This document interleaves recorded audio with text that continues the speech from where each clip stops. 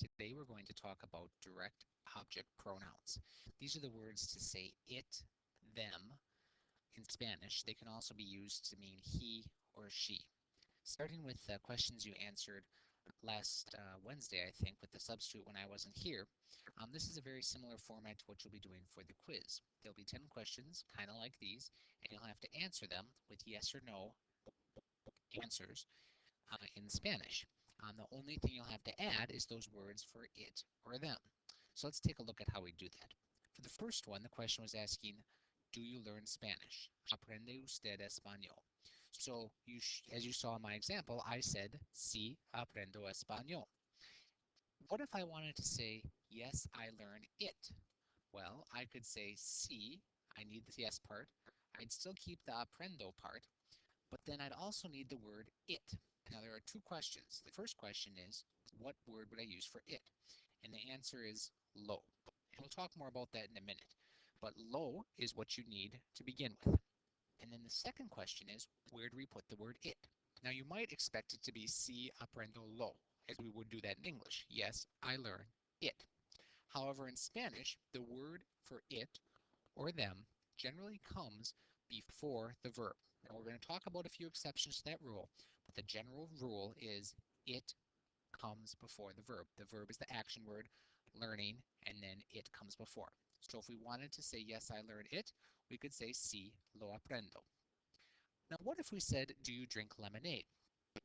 Again, we want to say, yes, I drink it. So you say, sí, we keep the bebo part in there. And then the two questions we have to ask are, what would we need for it, and where would we put that word? Now, the what we would need changes. You might think it'd be lo, but if you look at la limonada, you see that that's feminine. And when a word's feminine, that becomes la. The second question is, where do we put that? Now, again, you might expect it to be at the end here, si, bebo, la, but we don't do that. Instead, we put it right before the verb. So literally what you're saying is, yes, it, I drink, which sounds kind of weird in English, but that's how we do it in Spanish. Similar thing here. Número 3. Come usted tacos? Do you eat tacos? So let's assume you do. So you'd say, yes, I eat them. So the I eat part is como. Now the them part, you may be able to guess, is los. And just like we did in 1 and 2, we put the los before como. Si los como. One other point here is we don't need to put los tacos in our answer because the them takes the place of that. So we say, yes, I eat them. It wouldn't make sense to say, yes, I eat them, the tacos. Number 4 is kind of along the same lines, and this is where you can really see the power of what we call direct object pronouns, these lo, la, los, and las words, is they can have the ability to shorten the sentences. So do you answer the teacher's questions? Conteste usted las preguntas del profesor. Let's assume you do. So you'd say, sí, contesto, and then we're replacing las preguntas, so we use las. And again, that comes right here. So the 4 key words to remember that we're going to talk about today are lo, la, los, and las.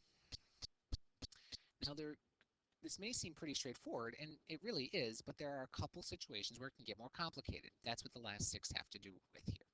So, número 5, le gusta hacer la tarea? Do you like to do homework? The answer probably is no, so we'd say no. Now, when someone asks you if you like to do something, you respond, me gusta, and then we're talking about doing it, the homework. So we would replace la tarea with la. Again, the reason we chose that is because la tarea is feminine, and our 4 choices are circled up here. La goes with the feminine singular form. Now, the second question is, where do we put the la? Now, you might expect it to go out front here somewhere.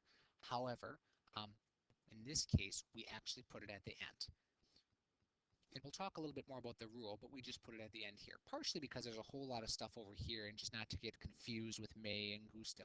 It makes it clear if we put it at the end, but we'll come up with a specific rule in a little bit. Number 6 is a very similar question. It's not asking, do you like to play the piano, but rather, do you feel like playing the piano? So remember, to feel like doing something is tener, a form of tener, ganas, de, and then whatever you feel like doing. So, si, when the I form is not tieno, but rather tengo. Si tengo ganas de, And then you want to say, yes, I feel like playing it. So we have, yes, I feel like playing. Now we just need the word it. We take out el piano and we have to put the word it. Since piano is masculine and you're only talking about one, we use the word lo. Again, the second question is, where do we put the lo? And the answer is, we're going to put it at the end, after tocar. And it's the same reason we use with gusta up here. We have a lot of stuff already before the verb, and so it just makes it clearer to put it at the end. We'll come up with a specific rule in a minute, but generally you put it before unless we have other stuff before. Number 7, do you have to read books in English class? The answer is probably yes. So we'll say sí. Again, tiene becomes tengo que leer. Now we're taking out the rest of the sentence and replacing it with one of our pronouns, lo, la, los, or las. And since it's los libros, we use los. And again, the question is, where are you going to put it? And at the end. Now we'll talk about this in a little bit. You could put it over here if you wanted, but if you want to think about putting it at the end anytime there's anything before the verb, that's an easy way to think about it. So we can put it right at the end. Now number 8 is asking, are you listening to the teacher right now? Hopefully you are, since you're listening to this. So we'll say sí. Está in the I form becomes estoy, and since it's something you're doing right now, you say escuchando. So sí, estoy escuchando. We're taking out the teacher. So in addition to meaning it, lo, because we're talking about someone who's masculine here, professor is a masculine word, can mean him. So yes, I'm listening to him. And again, since we have something before the verb here, estoy comes before the action word, escuchando, we can just put it right on the end. Last two examples relate to the quiz you took on Tuesday.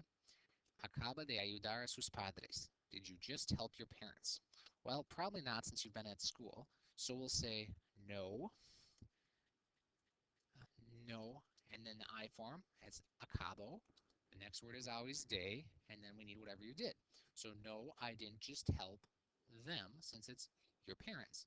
Sus padres, or just the word padres, is a masculine plural word. So I would use los. And again, I could put it out front. We'll talk about that in a little bit. But since there's stuff before the action word, ayudar, we can just put it at the end too. The last question, are you going to watch TV? Va a mirar la televisión is something you're going to do. So we'll say sí, va becomes voy, a mirar, and you want to say, yes, I'm going to watch it. So the word it replaces la televisión. Since it's la televisión, we use la, and we can put it right at the end. So as you can see, what you did on Wednesday is kind of an introduction to these words. Now let's fill out some notes so that we can kind of have some examples to refer to as we go through this section.